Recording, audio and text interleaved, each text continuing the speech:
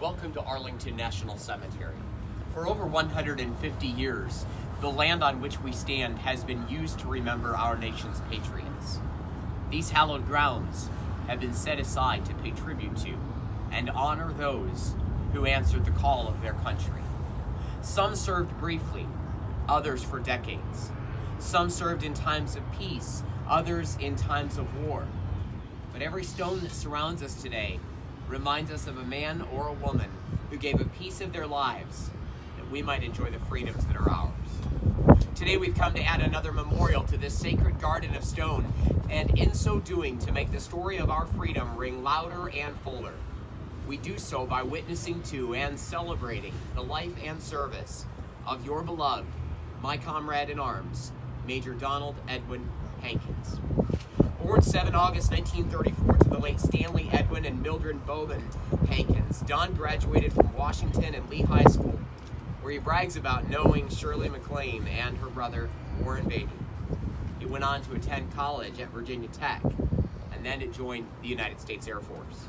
Serving on active duty from 1954 to 1962 and the reserves from 1962 to 1968, he was called upon by our country to come back to active duty to serve in the Vietnam War, 1968 to 1969. During that time, he served as a navigator for the KC-135 and flew in the C-130. He would finish his career retiring with the rank of major.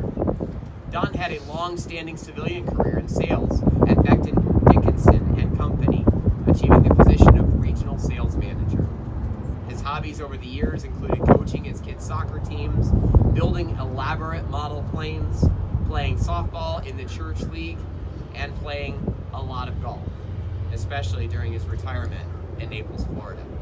He was very artistic and creative, as he took pleasure in creating personalized birthday cards for his family, and I understand became a master at rhyming. He also loved researching his ancestry, was an avid coin collector, stamp collector, record collector, and had a small stash of magazines, the content of which we will not mention in this setting. The life of the party, Don can be counted on for his cheeky game and his colorful jokes. His interment here is because of his military service. That service was inspired by his patriotism. On September 11, 2001, while on the way to play golf, Don witnessed the terror attack on the Pentagon, just several hundred yards away. A moment that was forever etched on his heart and his mind. His lifelong wish was to have the honor of being buried here at Arlington and to come home to where he was born and raised. And so today, we salute this great patriot, this great guardian of freedom and justice. Don leaves behind to cherish his memory his children Deborah, Denise, David, Daniel, and their mother Deanne, together with his grandchildren Brian, Stacy, Daniel, Riley, Lindsay, Lainey, Reese, Claire, and Drew, and grandchildren Malin and Brooks, and his sister Judith. As we gather in the midst of death, I invite you to turn your hearts to spiritual things for a moment with me. Some 3,000 years ago in the ancient land of Israel lived another great patriot, another great warrior, and another great hero. He too was a master at writing rhymes and poetry. His name was David. David would go down in history as the greatest king the Jews would ever know, but long before he ever occupied the throne, David was a simple shepherd boy. As a young child, while his brothers wore the uniform of their military service, David was charged with caring for livestock. And in those quiet times in the field, David must have had a lot of time to pray, because at one point he would imagine himself as one of his sheep and the Lord his God as his shepherd, understanding his relationship with God as one in which God would protect him and care for him in the same way that he did for his sheep.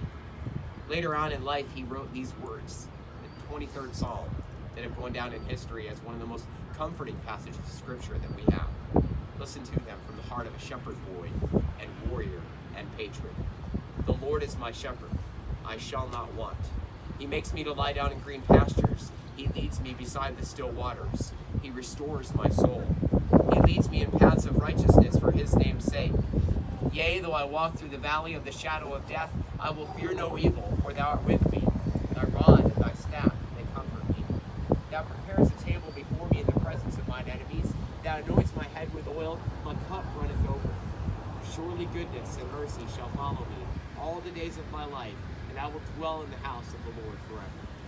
About 1,000 years after David lived another great man, and while this man never cared for livestock, he was born in a stable.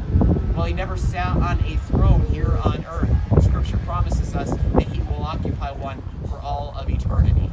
While he never rode a mighty stallion into the city of Jerusalem, as did his ancestor David, Scripture also promises us that one day he will return riding a mighty stallion victoriously and triumphantly for those who followed him. One day that man said, I am the good shepherd. The good shepherd lays down his life for his sheep. Sometime later, on a hill outside the ancient city of Jerusalem, Jesus Christ did exactly that. He laid down his life so that you and I might know his Father. And in so doing, he became the one who fulfills the words that David had penned so many years before. He became the one who comforts us and who leads us even through the valley of the shadow of death. Today, it's my prayer that your family, as you grieve the loss of this great man, this great patriot, this great family man, that you will be led by Jesus Christ to the valley of the shadow of death. That your tears will be comforted, your grief will be held in the Father's hands. Would you pray with me? Gracious Heavenly Father, we give you thanks for Don, for his life, and for all of him that made us who we are. As first you gave Don to us, now we offer Don back to you. Into your hands we commend your servant, Donald Edwin Hankins, in sure and certain hope of resurrection to eternal life through Jesus Christ our Lord. These remains we commit to the ground, earth to earth, ashes to ashes, dust to dust. O Lord, we give you thanks for Don, for his life, for his legacy. We pray for these family members that they may be comforted by the knowledge of his walk with you. As they grieve, remind them that they grieve as those with eyes fixed on Jesus, who prepared a place for Don, and ensure and certain hope of a day when they will join him in the air to be with the Lord forever. In Jesus' name I pray. Amen. Across the Potomac River near the World War II Memorial stands a monument to another American hero. The inscription reads, "In life he honored the flag. In death, the flag shall honor him." Don honored the flag with his service to our nation. Now it is our privilege to present our nation's flag in honor of Donald Edwin Hankins, Major, United States Air Force. Family and friends, please rise for the renewal of military honor.